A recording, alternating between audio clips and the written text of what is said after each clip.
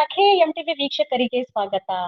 ಸಿಂದಗಿ ತಾಲೂಕಿನ ಹಂದಿಗುನ್ನೂರು ಗ್ರಾಮದ ಸರ್ಕಾರಿ ಕನ್ನಡ ಹೆಣ್ಣು ಮಕ್ಕಳ ಹಿರಿಯ ಪ್ರಾಥಮಿಕ ಶಾಲೆಯಲ್ಲಿ ಸಾಕಷ್ಟು ಸಮಸ್ಯೆಗಳ ಬೇಡಿಕೆಗಳ ಕುರಿತು ಹಲವಾರು ಬಾರಿ ಮೇಲಾಧಿಕಾರಿಗಳಿಗೆ ಲಿಖಿತವಾಗಿ ಮೌಖಿಕವಾಗಿ ಮನವಿಯನ್ನು ಸಲ್ಲಿಸಿದರೂ ಕೂಡ ಇದುವರೆಗೂ ನಮ್ಮ ಮನವಿಗೆ ಸ್ಪಂದಿಸಿರುವುದಿಲ್ಲ ಎಂದು ಆಕ್ರೋಶಗೊಂಡ ಜಯ ಕರ್ನಾಟಕ ಸಂಘಟನೆ ಸಿಂದಗಿ ತಾಲೂಕು ಘಟಕದ ವತಿಯಿಂದ ಶಾಲೆಯ ಮುಂದೆ ಉಗ್ರವಾದ ಹೋರಾಟವನ್ನು ಹಮ್ಮಿಕೊಳ್ಳಲು ಸಕಲ ಸಿದ್ಧತೆ ನಡೆಸಿತ್ತು.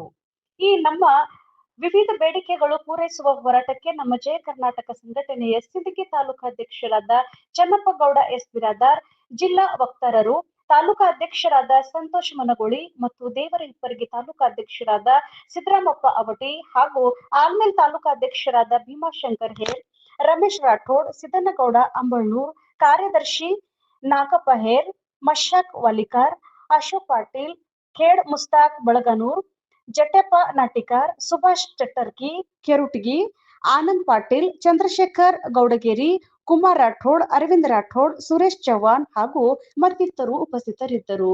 ಇದೇ ಸಂದರ್ಭದಲ್ಲಿ ಕ್ಷೇತ್ರ ಶಿಕ್ಷಣ ಇಲಾಖೆ ಸಿಂದಗಿ ಇಸಿಒ ಅಧಿಕಾರಿಗಳಾದ ಎಂಪಿ ಬಿಸೆ ಮತ್ತು ಸಿಆರ್ಸಿ ಕೆರುಟಗಿ ಸಂಜೀವ್ ರಾಠೋಡ್, ಸಿಬ್ಬಂದಿಗಳು ಮತ್ತು ಶಾಲಾ ಮಕ್ಕಳು ಉಪಸ್ಥಿತರಿದ್ದರು.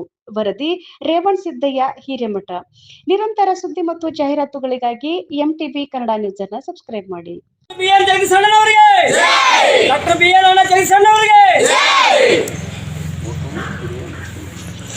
ಇವತ್ತಿನ ದಿವಸ ಶ್ರೀ ಕೆಎಸ್ ಶಾಲೆಯಲ್ಲಿ ಈಗಾಗಲೇ ಸಾಕಷ್ಟು ಅಂದರೆ 3 ವರ್ಷಗಳಿಂದ ಸಂಘಟನೆ ಅಧ್ಯಕ್ಷರಂತ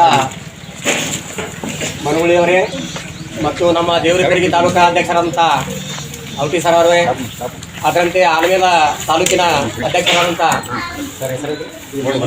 ಭೀಮಾ ಶಂಕರ್ ಅವರೇ, ತಮಗೆಲ್ಲರಿಗೂ ಪದಾಧಿಕಾರಿಗಳೇ ಹಾಗೂ ಎಲ್ಲ ಸದಸ್ಯರೇ, ಇವತ್ತಿನ ದಿವಸ ಕೆಜಿಎಸ್ ಶಾಲೆಯಲ್ಲಿ ತಮಗೆಲ್ಲರಿಗೂ ಇವತ್ತ 2ನೇ ತಾರೀಕು ಇವತ್ತ ಹೋರಾಟ ಮಾಡಬೇಕಾಗಿದೆ ಅಂತ ತಮಗೆಲ್ಲರಿಗೂ ಕರೆಸಿದ್ದಾಗ್ಯದ. ಆದ ಕಾರಣ ಈ ಕೆಜಿಎಸ್ ಶಾಲೆಯ ವತಿಯಿಂದ ಹಾಗೂ ನಮ್ಮ ಜಯ ಕರ್ನಾಟಕ ಸಂಘಟನೆಯ ವತಿಯಿಂದ ತಮಗೆಲ್ಲರಿಗೂ ತುಂಬ ಹೃದಯದ ಸ್ವಾಗತವನ್ನು ಬಯಸ್ತಾ ಇದೆ. ಧನ್ಯವಾದಗಳು.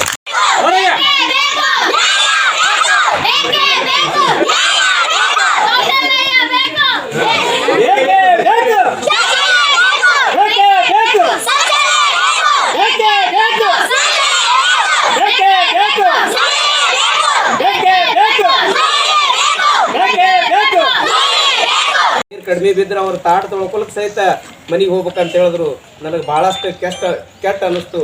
ಇಂಥ ಒಂದು ವ್ಯವಸ್ಥೆ ನೋಡಿ ಖಂಡಿಸಿ ನಮ್ಮ ಸಂಘಟನೆಯಿಂದ ನಾವು ಒಂದು ಹಂದಿಗನೂರ ಹೆಣ್ಣು ಮಕ್ಕಳ ಶಾಲೆಗೆ ಏನಂತಂದ್ರೆ ನ್ಯಾಯ ಕೊಡಿಸ್ಬೇಕಂತೇಳಿ ನಾವು ಬಂದಿದ್ದೇವೆ. ಅದಕ್ಕೆ ಈ ಒಂದು ಹೋರಾಟ ಇದು ನಾವು ಆಗುಮಟ್ಟ ಮಾಡ್ತೇವೆ, ಸಹಕಾರ ಇರ್ತೇವೆ ಈ ಶಾಲೆ ಮತ್ತು ಈ ಒಂದು ಮಕ್ಕಳ ಈ ಊರಿನವರಿಗೆ ಅಂತೇಳಿ ನಾನು 2 ಮಾತು ಮುಗಿಸ್ತೀನಿ. ನಮಸ್ಕಾರ ಸರ್.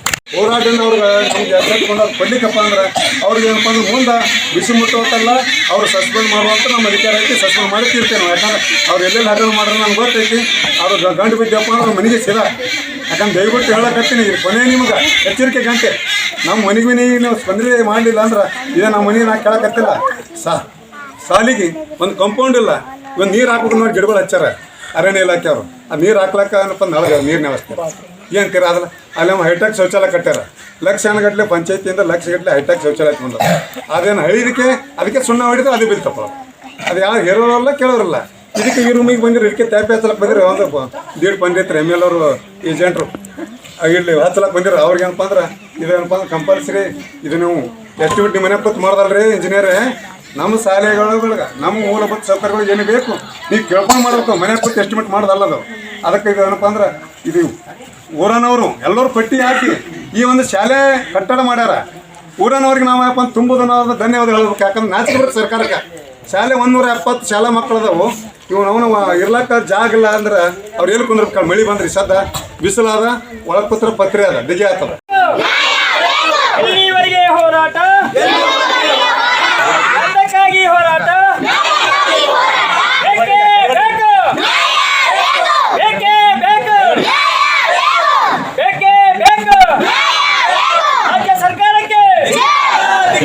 ರಾಜ್ಯ ಸರ್ಕಾರಕ್ಕೆ ಅಧಿಕಾರಿಗಳಿಗೆ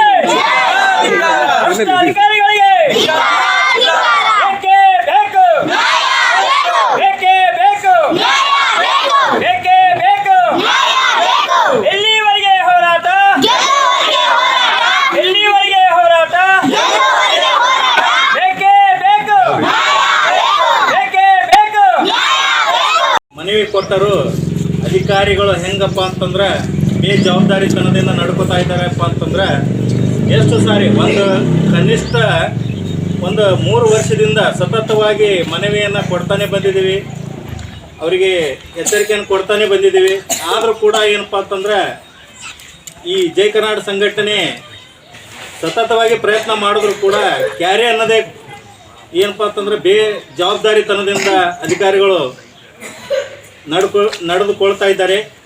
ಯಾಕಪ್ಪ ಅಂತಂದರೆ ಇಲ್ಲಿನ ಈ ರೂಪರೇಷೆಗಳನ್ನು ಎಲ್ಲ ನೋಡಿದ್ರೆ ಒಂದು ಶೌಚಾಲಯನೂ ಕೂಡ ಹೆಂಗಪ್ಪ ಅಂತಂದ್ರೆ ಕ್ಲೀನಿಂಗ್ ಇಲ್ಲ, ಕುಡಿಯೋಕೆ ನೀರಿಲ್ಲ. ವಿದ್ಯಾರ್ಥಿಗಳು ಎಷ್ಟಪ್ಪ ಅಂತಂದ್ರೆ ಬಿಸಿಲಲ್ಲಿ ನೀರಿಗೆಯಾಗಿ ಪರದಾಡ್ತಾ ಇದ್ದಾರೆ ನೋಡ್ರಿ. ಅಲ್ಲಿ ಎಲ್ಲನೂ ಕೂಡ ಏನಪ್ಪ ಅಂತಂದ್ರೆ ಅದು ಇವತ್ತಿನ ದಿವಸ ನಮ್ಮ ನಜರಕ್ಕೆ ಬಂದಪ್ಪ ಅಂತ ಕ್ಯಾರೆ ಅಂತ ಇಲ್ಲ. ಯಾಕಂತಂದ್ರೆ ಶಿಕ್ಷಣ ಅಧಿಕಾರಿಗಳಿರ್ಬೋದು, ಯಾವರೇ ಆಫೀಸರ್ ಇರೋರು ಅವರಿಗೆ ನಾಚಿಕೆ ಬರುವಂಥ ವಿಷಯ. ಅಂದರೆ ಇಂಥ ಒಂದು ಸಬ್ಜೆಕ್ಟ್ ನಮಗೆ ನೋಡಿದ್ರೆ ಏನು ಅನಿಸ್ತೈತೆ ಅಂದ್ರೆ ತಮ್ಮದೆಲ್ಲ ಮಕ್ಕಳು ಅದಾರ, ತಮ್ಮ ಮಕ್ಕಳೆಲ್ಲ ಇಂಥ ಒಂದು ಸ್ಕೂಲ್ದಲ್ಲಿ ಹೋಗಂಗಿಲ್ಲ. ಈಗ ಏನು ಪ್ರೈವೇಟ್ ಶಾಲೆಯಲ್ಲಿ ಏನು ವ್ಯವಸ್ಥೆ ಅದ ಅದರಷ್ಟು ವ್ಯವಸ್ಥೆ ಆಗಲಿಕ್ಕೆ ಸರ್ಕಾರದಿಂದ ಸಾಕಷ್ಟು ಅನುದಾನ ಅದ. ಆ ಅನುದಾನವನ್ನು ಸದುಪಯೋಗ ಇವರು ಮಾಡ್ಕೋತಾ ಇಲ್ಲ. ಮಾಡಿದ್ರು ಏನಂತಂದ್ರೆ ಈಗಾಗಲೇ ಇಲ್ಲಿ ಕಂಪೌಂಡ್ ಇರ್ಬೋದು, ಶೌಚಾಲಯ ಇರ್ಬೋದು ಮಾಡಿದಾರ ಅಂತಂದ್ರೆ ಅದು ಕಳಪೆ ಮಟ್ಟದಲ್ಲಿ ಮಾಡಿದಾರ. ಹಿಂಗಿರೋದ್ರಿಂದ ಯಾವ ಯೂಸ್ ಆಗಿಲ್ಲ, ಕುಡಿಯೋ ನೀರನ್ನು ಯೂಸ್ ಇಲ್ಲ. ನಾವು ಹತ್ತರೂ ಕೂಗಿದ್ರು ಕೂಗ ಅವ್ರಿಗೆ ಕೇಳಿಸ್ತಿಲ್ಲ ಅಂತಂದ್ರೆ ಇನ್ನು ನಾವು ಗಪ್ ಕೂತ್ರ ಏನು ನಮ್ಮ ಪರಿಸ್ಥಿತಿ ಅದ ಅಂತಂದ್ರೆ ಇವತ್ತಿನ ದಿನ ಸರ್ಕಾರ ಇರ್ಬೋದು, ಅಧಿಕಾರಿಗಳಿರ್ಬೋದು, ಅಂದ್ರೆ ಮಕ್ಕಳ ಜೊತೆ ಏನಂತಂದ್ರೆ ಚೆಲ್ಲಾಟಿಗೆ ಆಡ್ತಾ ಇದ್ದಾರೆ. ಅಂದರೆ ಕೇರ್ ಇಲ್ಲ. ಅಂದರೆ ಎಷ್ಟೋ ಸಬ್ಜೆಕ್ಟ್ದಲ್ಲಿ ಎಷ್ಟೋ ಅವರು ಹೋಗ್ತಾರ, ಮಾಡ್ತಾರ, ಅಡಿಗಲ್ ಸಮಾರಂಭ ಮಾಡ್ತಾರ, ಫಂಕ್ಷನ್ ಮಾಡ್ತಾರ, ನೆದರಿಗೆ ಬರ್ತಾವ. ಸಣ್ಣ ಮಕ್ಕಳು ಕಿವಿಗೆ ನೀವು ತೊಂದರೆ ಮಾಡದೇ ಇದ್ರೆ ನಿಮ್ಮ ಆಫೀಸ್ಗೆ ಮುತ್ತಿಗೆ ಹಾಕ್ತೇನೆ. ನಮ್ಗೇನು ಏನಾಗಲ್ಲ, ನಾವೇನು ಜೈಲ್ಗೆ ಹೊಲಕ್ಕೆ ತಯಾರು. ನಮ್ಮ ಪೊಲೀಸ್ ಅಧಿಕಾರಿಗಳು ಬಂದಾರ, ನಾವು ಅರೆಸ್ಟ್ ಮಾಡ್ಬೋದು, ಗಲ್ಲಿಗಂತರ ಹಾಕಲ್ಲ. ಅರೆಸ್ಟ್ ಮಾಡಿದ್ರು ಹೊಳ್ಳಿ ಬಂದು ನಾವೇನಪ್ಪ ಮಾಡ್ತೇವೆ. ನಾಲ್ಕು ಹೋರಾಟ ಮಾಡುವಂಥ ನಮ್ಮ ಶಕ್ತಿ ಐತಿ, ನಾವು ಹೋರಾಟ ಮಾಡ್ತೇವೆ. ಅವ್ರ ರಕ್ಷಣೆ ಮಾಡುವಂಥ ಅವ್ರ ಅಧಿಕಾರ ಐತಿ, ಅವ್ರು ಮಾಡ್ತಾರೆ. ಯಾಕಂದ್ರೆ ನಾವು ಹೋರಾಟನೇ ನಮ್ಮ ಜೀವನವರೆಗೆ ನಾವು ಹೋರಾಟ ಮಾಡೇ ತೀರ್ತೀನಿ. ನಾವು ಯಾಕಪ್ಪ ಅಂದ್ರೆ ನಾವು ಜೈಲುಗಳಕ್ಕೂ ನಾವು ತಯಾರಿದಪ್ಪ ಅಂದ್ರೆ ನಮ್ಮ ಹಕ್ಕನ್ನು ನಾವು ಪಡ್ಕೊಳ್ಳೋಕೆ ಸಾಧ್ಯ. ನಾವು ಹೋರಾಟದಿಂದ ಪಡ್ಕೊಳ್ಳೋಕೆ ಸಾಧ್ಯ. ಈಗ ನಾವು ಸ್ವಾತಂತ್ರ್ಯ ಸಿಗಬೇಕಾದ್ರೆ ಸುಮ್ಮನೆ ಸಿಕ್ಕಿಲ್ಲ. ಅದು 200 ವರ್ಷಗಟ್ಟಲೆ ಕ್ರಾಂತಿ ಗುರುಗಳು ಸಾಕಷ್ಟು ಲಕ್ಷಾಂತರ ಜನ ಅವ್ರ ಜೀವನ ಬಲಿದಾನ ಕೊಟ್ಟಾರ. ನಾವು ಬರೀ ಒಂದು ಹೋರಾಟ ಮಾಡೋಕ್ಕಾಗಲ್ಲ. ನಮ್ಮ ಮನೆ ಬರುತ್ತೆ ಜೀವನ ಮಾಡು ಬಡುಕು. ಅವ್ರ ಜಾತಿಗಾಗಿ ಮಾಡಿಲ್ಲ, ಯಾವ ಪಂಥಗಾಗಿ ಮಾಡಿಲ್ಲ, ಯಾವ ಪಕ್ಷಿಗಾಗಿ ಮಾಡಿಲ್ಲ.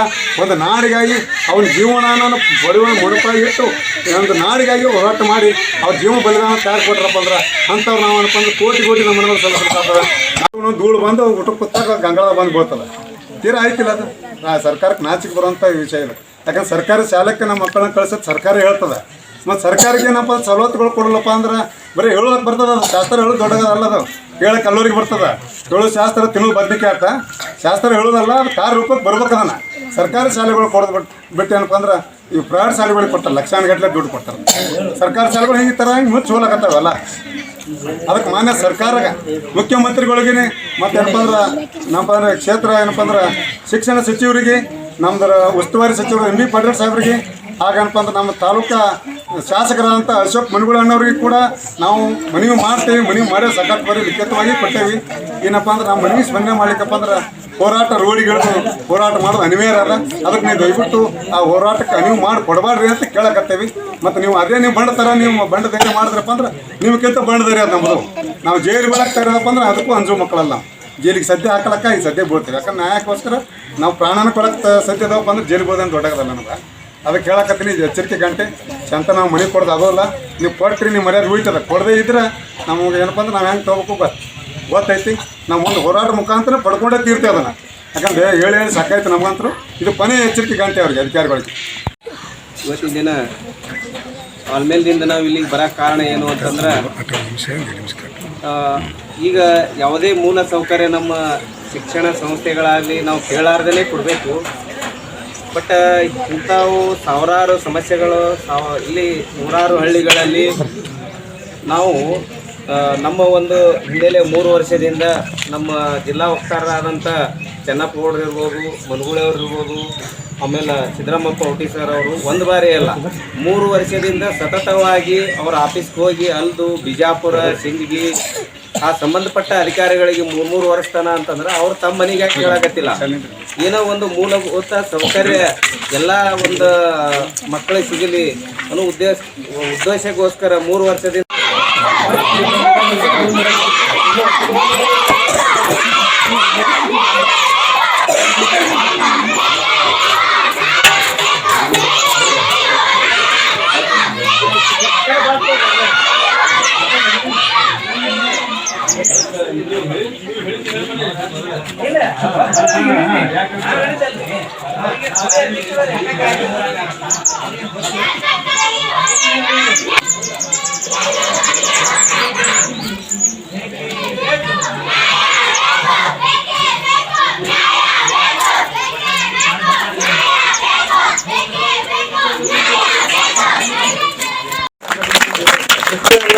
ಆರಾಮ ಐತಿ ಈಗ, ಯಾಕಂದ್ರೆ ಈಗ ಆರಾಮ ಮಾಡ್ಯಪ್ಪ ಅಂದ್ರೆ ನಾವು ನ್ಯಾಯ ತೊಗೊಂಡು ಹೋಗ್ಬೇಕೈತಿ ನಮ್ದು. ಸುಮ್ ಬಂದ್ಕಿಂತ ಸುಮ್ ಪೋಸ್ ಕೊಟ್ಟು ಹೊರ್ತುಕೊಂಡು ಹೋಗಲ್ಲ ನಾವು. ಇಲ್ಲಿ ಏನಪ್ಪ ನ್ಯಾಯ ತೊಗೊಂಡು ಹೋಗ್ಬೇಕು ನಾವು ಜೈಲಿಗೆ. ಯಾಕಂದ್ರೆ ನಾವು ರಸ್ತೆ ಕುಂದಿರ್ತೇವೆ, ನಮ್ಗೇನು ಎಲ್ಲಿ ಜೈಲಿಗೆ ಹೋಗಿಲ್ಲ ನಾವು ಹೋಗಕ್ಕೆ ಇಲ್ಲ. ಯಾಕಂದ್ರೆ ನನಗೆ ನಾವು ಮಾಡ್ಲಕತ್ತಿಲ್ಲ, ನಮ್ಮ ಶಾಲೆ ಮಕ್ಕಳಿಗೆ ನೀರಿನ ವ್ಯವಸ್ಥೆ ಆಗಲಿ, ಕಂಪೌಂಡ್ ಆಗಲಿ, ಏನಪ್ಪ ಅಂದ್ರೆ ಎಲ್ಲರಿಗೆ ನಾವಂತ ಮನೆಗೆ ಕೊಟ್ಟಿದ್ದೇವೆ. ಇಂಥ ನ್ಯೂಸ್ ಮಾಡ್ತಾ ಕೊಟ್ಟಿದ್ದೇವೆ. ಅವ್ರ ಮಾನ ಮರ್ಯಾದೆ ಇದ್ರೆ ಇಟ್ಟೋದಕ್ಕೆ ಮಾಡ್ಬೇಕೈತೆ ಅವ್ರು. ಮತ್ತು ಅವ್ರು ಮರ್ಯಾದೆ ಕಳ್ಕೊತಾ ಇರೋದ್ರಪ್ಪ ನಾವು ಕಳಿಲಕ್ಕೆ ನಾವು ರೆಡಿನೇ ಇದ್ದೇವೆ. ಅದಕ್ಕೇನಪ್ಪ ಅಂದ್ರೆ ಈ ಒಂದು ಹೋರಾಟಕ್ಕೆ ಸುತ್ತಮುತ್ತಲಿನ ಗ್ರಾಮಸ್ಥರು ಹಾಗೂ ಸಿಂದಗಿ ತಾಲೂಕು ಅಧ್ಯಕ್ಷರು ಸಂತೋಷ್ ಮನಿಗಳವರು ಹಾಗೂ ದೇವರಪುರಿ ತಾಲೂಕು ಅಧ್ಯಕ್ಷರಂತ ಸಿದ್ದರಾಮಪ್ಪ ಊಟಿಯವರು ಹಾಗೂ ಆಲ್ಮೇಲ ತಾಲೂಕು ಅಧ್ಯಕ್ಷರಂತ ಭೀಮಾಶಂಕರ್ ಹೇರ್ ಸಾಹೇಬರು ಹಾಗೂ ತಾಲೂಕು ಉಪಾಧ್ಯಕ್ಷರು, ಸಾಕಷ್ಟು ಜನ ವಲಯ ಅಧ್ಯಕ್ಷರು, ಚಟ್ರಿಗಿ ಗ್ರಾಮದ ಅಧ್ಯಕ್ಷರು ಬಂದಾರ. ಯಾಕಂದ್ರೆ ಕೆರಟಿಗಿ ಗ್ರಾಮದ ಬಂದಾರ, ಮಾಡಬಾರ್ದವ್ರು ಬಂದಾರ, ಸುತ್ತಮುತ್ತನವರು ಎಲ್ಲರೂ ಬಂದು ಈ ನಮ್ಮ ಹೋರಾಟಕ್ಕೆ ನಾವೇನು 100 ಮಂದಿ ಬೇಕಾಗಿಲ್ಲ. ನಮ್ಗೆ ಗಟ್ಟಿ ಕಾಳುಗಳು 10 ಮಂದಿ ನಿಂತ್ರೆ ಸಾಕು ಹೋರಾಟಕ್ಕೆ. ಅದು ಎಲ್ಲಿ ಹಾಕಿಲ್ಲ ಕೊನೋನದು ಬಗ್ಗೆ ಜಾಸ್ತಿ ಶಕ್ತಿ 10 ಮಂದಿಗೆ ಐತಿ. ಸೊಳ್ಳೆಗಾಳು 100 ಮಂದಿ ತುಪ್ಪಾಗಿಲ್ಲ ತೋರ್ಬಿಟ್ಟು ಹೋಗ್ಬಿಡ್ತಾವೆ. ಅದಕ್ಕೆ ಇಷ್ಟು ಮಂದಿ ಬಂದು ಈ ಹೋರಾಟಕ್ಕೆ ನಮಗೆ ಏನಪ್ಪ ಅಂದ್ರೆ ನಾವು ಹೊಂದಿರೋ ತಾಂಡದ ನಮ್ಮೆಲ್ಲ ಬಂಧು ಬಾಂಧವರು, ಸ್ನೇಹಿತರು ಎಲ್ಲ ಮತ್ತು ಅದರ ಜೊತೆ ಸಿಒ ಕೂಡ ಒಂದು ಮನವಿ ಸಲ್ಲಿಸಿದ್ರು ಕೂಡ ಯಾವುದೇ ಒಂದು ಈ ಒಂದು ನಮ್ಮ ಸಂಘಟನೆಗೆ ಒಂದು ಕ್ರಮ ತಗೊಳ್ಳಾರಕ್ಕೆ ಇವತ್ತಿನ ದಿವಸ 2ನೇ ತಾರೀಕು ನಮ್ಮ ಜಯಕಾಳ ಸಂಘಟನೆ ಹಂದಿರುಗ ಒಂದು ಕನ್ನಡ ಹೆಣ್ಣು ಮಕ್ಕಳ ಶಾಲೆಯಲ್ಲಿ ಒಂದು ಉಗ್ರವಾದ ಹೋರಾಟ ಇವತ್ತಿನ ದಿವಸ ನಾವು ಒಂದು ಹಮ್ಮಿಕೊಂಡಿದ್ದಾಗಿದೆ. ಇಲ್ಲಿನ ಒಂದು ನಮ್ಮ ಸಂಘಟನೆ, ಈ ನಮ್ಮ ಜಯಕಾಳ ಸಂಘಟನೆ ವತಿಯಿಂದ ಇಲ್ಲಿ ಏನು ಸಮಸ್ಯೆ ಅದ ಒಂದು ಸ್ಕೂಲಿನ ಪರಿಸ್ಥಿತಿ ನೋಡುವುದಾದ್ರೆ, ಈ ಮೇಲಿನ ವಿಷಯಕ್ಕೆ ಸಂಬಂಧಿಸಿದಂತೆ ಜಯ ಕರ್ನಾಟಕ ಸಂಘಟನೆ ಹಾಗೂ ಗ್ರಾಮಸ್ಥರು ವಿನಂತಿಸುವುದೇನೆಂದರೆ, ಹಂದಿನೂರು ಗ್ರಾಮದ ಕೆಜಿಎಸ್ ಶಾಲೆಗೆ ಮೂಲಭೂತ ಸೌಲಭ್ಯಗಳು ಕೊರತಿದ್ದು, ಶಾಲೆಯು ದಿನಾಂಕ 1/6/2006 ಸ್ಥಾಪನೆಗಿದ್ದ 1ರಿಂದ 7ನೇ ತರಗತಿಯವರೆಗೆ ಇದ್ದ ಕೇವಲ 3 ಕೊಠಡಿ ಇದ್ದು, ಅದರಲ್ಲಿ 1 ಕೊಠಡಿ ಸಂಪೂರ್ಣ ಶೀತಲವಾಗಿದ್ದು, ಉಳಿದ ತರಗತಿಗಳು ಶಿಕ್ಷಕರು ಬಯಲಿನಲ್ಲಿ ಪಾಠ ಮಾಡುತ್ತಿದ್ದಾರೆ. ಸುಮಾರು 170 ಮಕ್ಕಳಿಗೆ ತೊಂದರೆಯಾಗುತ್ತಿದ್ದು, ಈಗಾಗಲೇ ಈ ಶಾಲೆಗೆ ದಿನಾಂಕ 13/2/2023 ಮಾನ್ಯ ಸಿಒ ಜಿಲ್ಲಾ ಪಂಚಾಯತಿ ಅವರು ಪರಿಶೀಲಿಸಿ ಮೂಲ ಸೌಲಭ್ಯ ಮಾಡಿಕೊಡುತ್ತೇವೆ ಎಂದು ತಿಳಿಸಿದ್ದಾರೆ. 3 ವರ್ಷ ಆದರೂ ಯಾವುದೇ ಪ್ರಯೋಜನವಾಗಲಿಲ್ಲ. ಈ ವಿಷಯ ಕುರಿತು ಪಟ್ಟ ಅಧಿಕಾರಿಗಳು ಸಾಕಷ್ಟು ಬಾರಿ ಲಿಖಿತ ಮೌಖಿಕವಾಗಿ ಮನವಿ ಸಲ್ಲಿಸಿದರೂ ಯಾವುದೇ ಪ್ರಯೋಜನ ಆಗಲಿಲ್ಲ. ಈ ಶಾಲೆಗೆ ಕುಡಿಯುವ ನೀರು, ಶಾಲಾ ಕೊಠಡಿ, ಕಾಂಪೌಂಡ್ ಹಾಗೂ ನಿರ್ಮಿಸಲು ಮಾಡಿಲ್ಲ. ಅದರ ಸಲುವಾಗಿ ನಮ್ಮ ಜಯಕಾಳ ಸಂಘಟನೆ ಒಂದು ಈ 2/3/2026 ವಾರದೊಳಗೆ ನಮ್ಮ ಈ ಒಂದು ಮನವಿಗೆ ಸ್ಪಂದಿಸಿದರೆ ಜಯಕಾಳ ಸಂಘಟನೆ ಒಂದು ಉಗ್ರವಾದ ಹೋರಾಟ ಅಂತೇಳಿ ಇವತ್ತಿನ ಮುಖಾಂತರ ನಾವು ಜಯಕಾಳ ಸಂಘಟನೆ ತಾಲೂಕು ಸಂತೋಷ್ ಮನೆ ಅಂತ ಹೇಳ್ತಾರೆ.